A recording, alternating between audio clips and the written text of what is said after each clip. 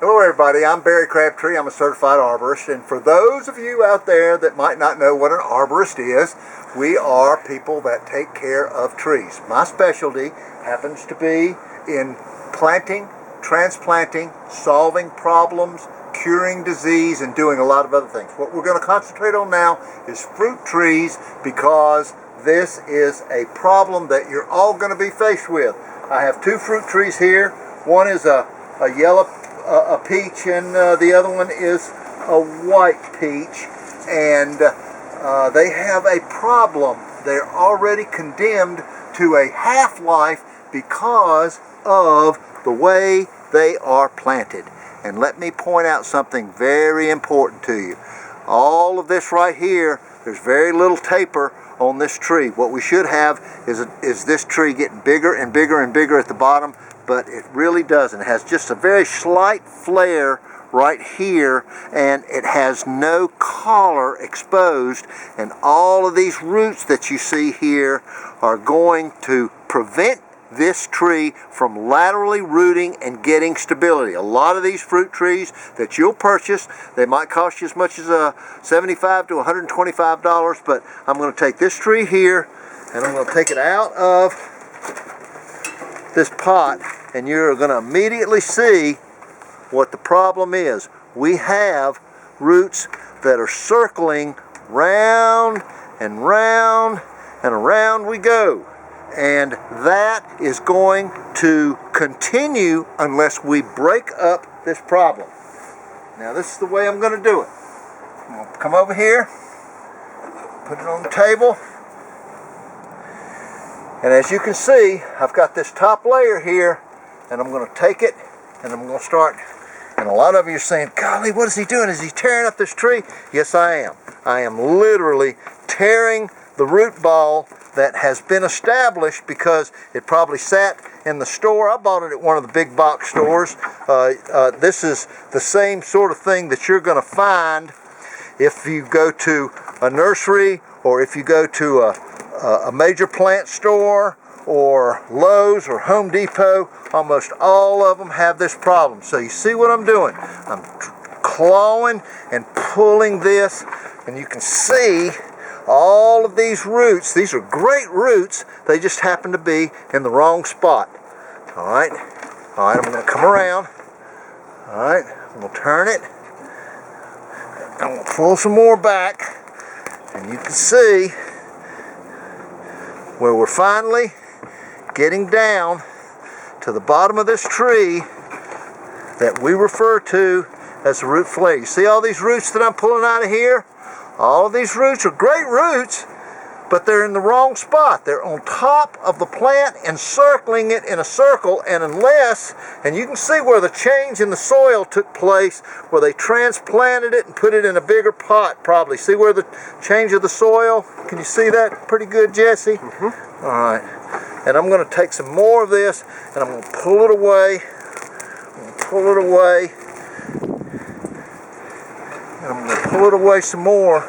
And if you get a tree like this from the nursery, and they're going to tell you that it's a healthy tree, and it probably is, the only problem is once you take it out of the pot. Now, I happen to be in a greenhouse right now, and here we are. We're down to the bottom, to where this area right here should have been on top, starting at the beginning. See these roots, the way they're all circled around here? I'm pulling lots of extra dirt and built up tissue from around it, and you can start to see. All right, here we go. All right, I'm going to stand this up. All right, you see all the roots that I pulled off of here. All right, these are roots that will do you absolutely no good once you start your planting. And you can see here, I've got a little bit of overhead space that I'm dealing with here. I'm still pulling this back. I'm still pulling this out of the way. And now you see right here where there was a little limb cut from right there, a little shoot, a little leader. And I'm pulling some more from here. I'm going to turn it around a little bit. Here's some more. And there is our root collar. Wow. That is what needs to be on top of the ground. And in order for you to properly see it, I'm going to walk around here. My son is holding the camera, so I'm going to get him to do this for me. Alright, we're looking here. And you can see that nice cluster of roots. Alright, there was another fig tree that I planted. Let's go right over here. You see that big cluster of roots there? There's a fig tree that I transplanted that was in this exact same condition, and you can see where all the roots were. You can see where I pull the roots back and the collar to clear it. That's exactly what we've done here. And if you look carefully, you'll be able to see. You can see where I'm loosening up the dirt and I'm taking it away from the collar. See that nice flare right there? There's an anchor root. Alright, here's another one coming around on this side. There's another one right here. Alright, I'm going to pull this loose. And all of this dirt has been built up over a period of time while this tree sat in a pot and it was watered and fertilized by trained personnel. Don't get me wrong. Alright, there we go. Alright, now there's a big root, and I'm not going to pull that off because I think I can force that under the ground. And I'm going to take this right here, take this, and take this. Alright, now, as an arborist, I've got a bucket of tools here. This is one of the tools that I'm going to use. This is a saw. If you're a homeowner and you're bringing this home from Home Depot or from your local nursery, you can take a big knife. But I'm using this because it happens to have a nice serrated edge on it. I'm going to turn it to the side, and I'm going to start doing this number right here. I'm going to cut. I'm going to cut. I'm going to cut. I'm going to cut. And I'm going to cut.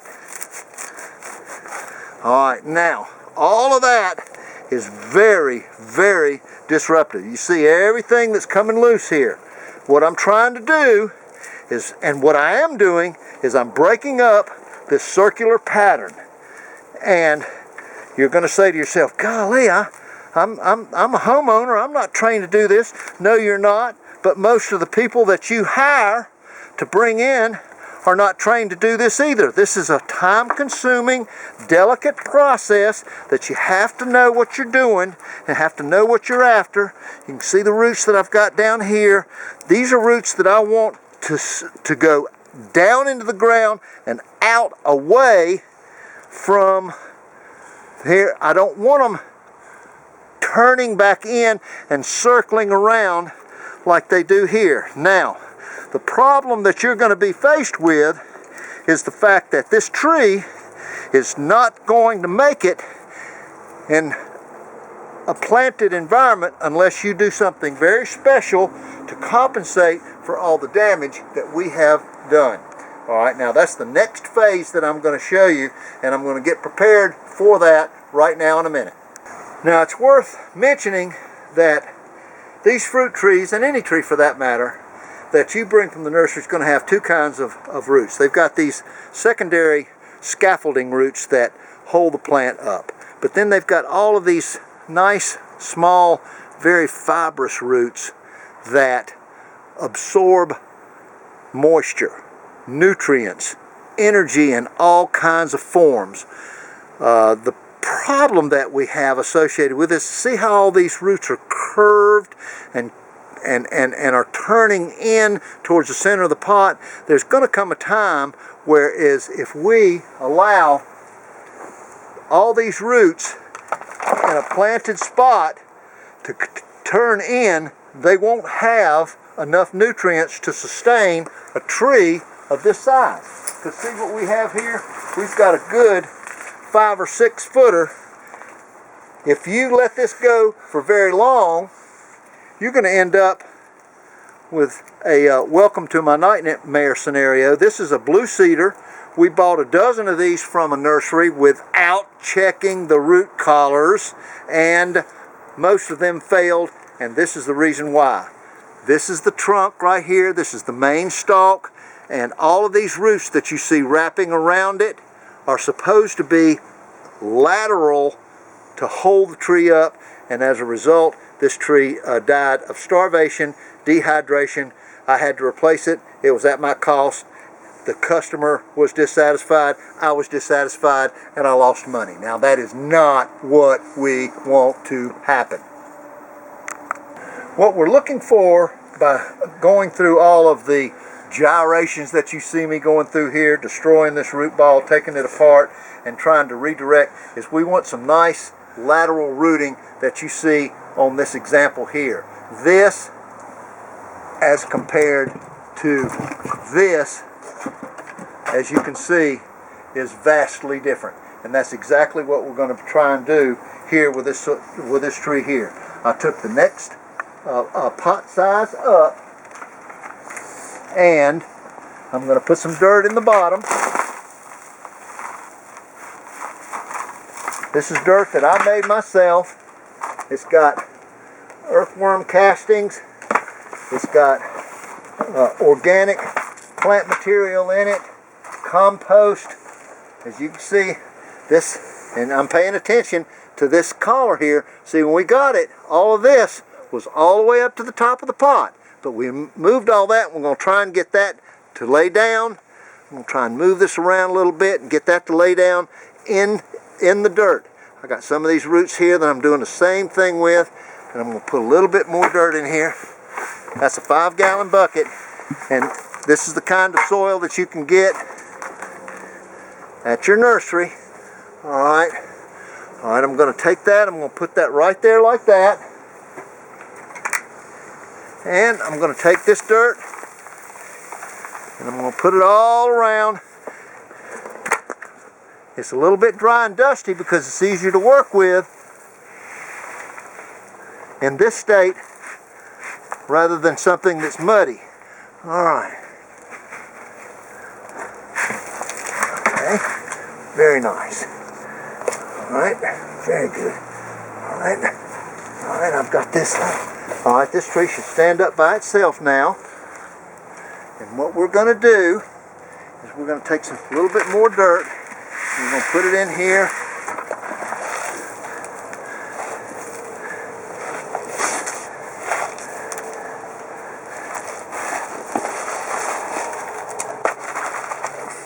There we go.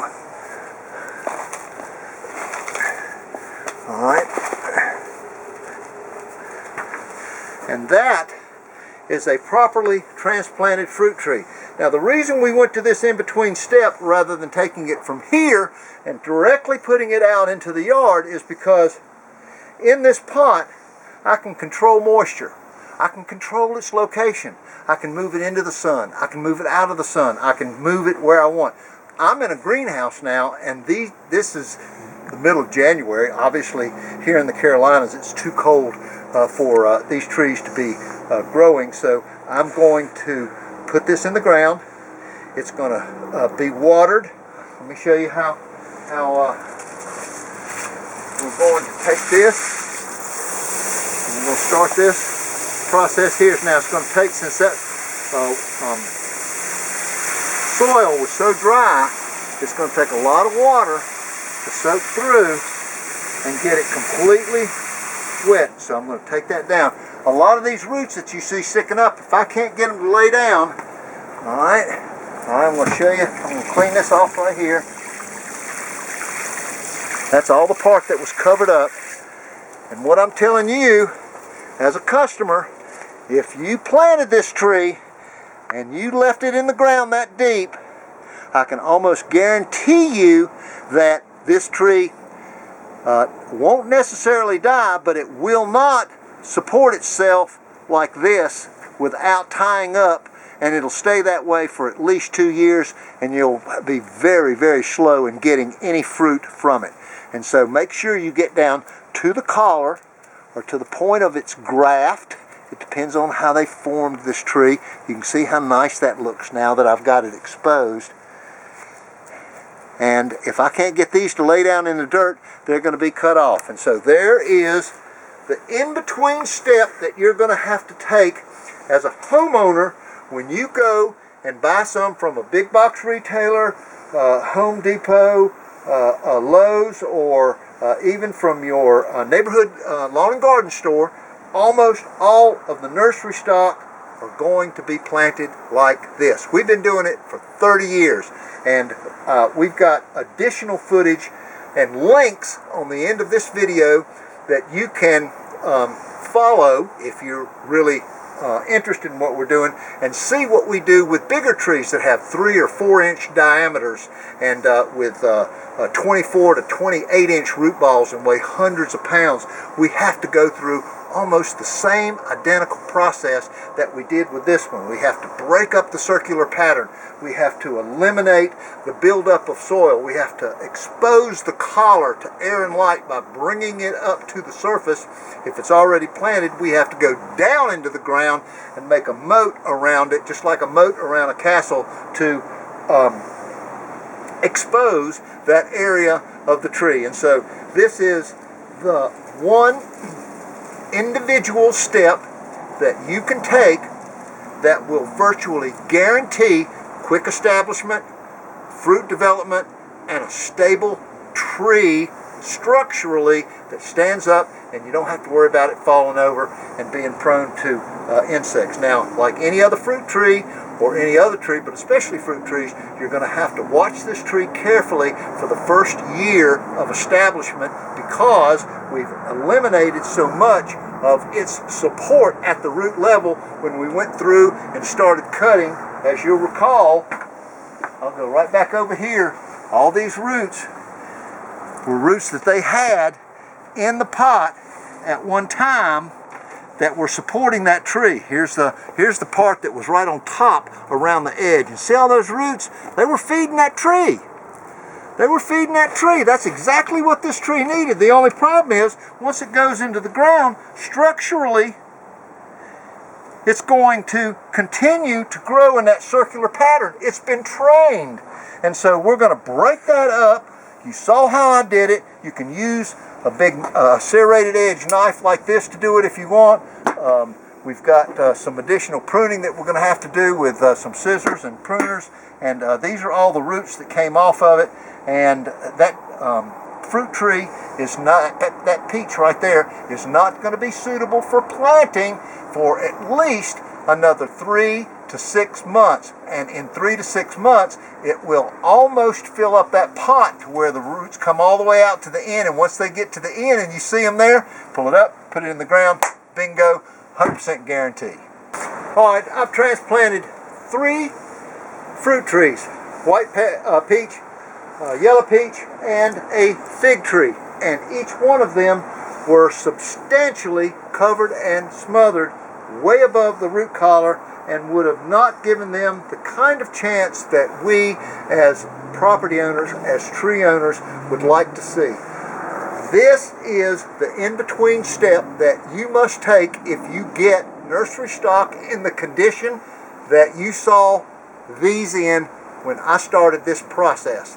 And it's the only way that you're going to be able to achieve the level of success with your fruit tree garden that you'd like to achieve. Everybody wants to have fresh, pesticide-free, organic, sweet, juicy, tasteful fruit. And this is the way to get it, but this is the in-between step, and it comes right out of the nursery with a danger signal and a buried collar, just like you see on these right here. Buried up to here, buried up to here, still got roots exposed. I'll see if I can't get those covered as time goes on. They've been watered. These trees will stay in the greenhouse here, or if it were you and you didn't have a greenhouse, you could put a pot up, a catch basin up underneath it and put it in a sunny place on your porch where it doesn't necessarily freeze. These are outdoor trees. They'll do just fine, but I'm keeping them in the greenhouse because of what I've done to the root balls. And so go to school, know what you're faced with when you get one of these trees, and if it fails and they suddenly get full of bugs and insects and scale and they won't produce and the leaves turn colors and they get spotted and they fall off, and in other words you failed, one of the primary reasons why is these covered and smothered root collars. Don't let it happen to you.